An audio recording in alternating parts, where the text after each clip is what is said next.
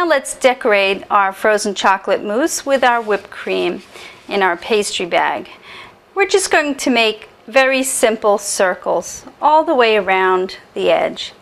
And you just squeeze gently on the pastry bag. If you need to stop and twist the bag to get more pressure, and then just continue making circles all the way around.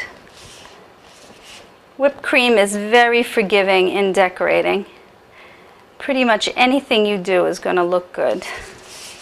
Stop and twist if you need more pressure, and go all the way around. We're going to go around again.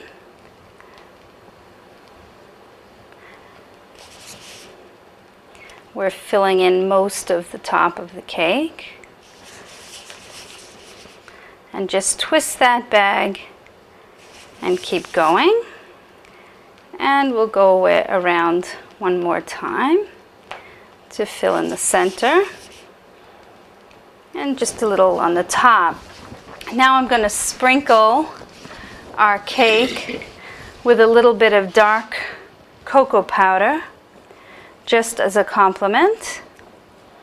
Just take a bit and sprinkle like that.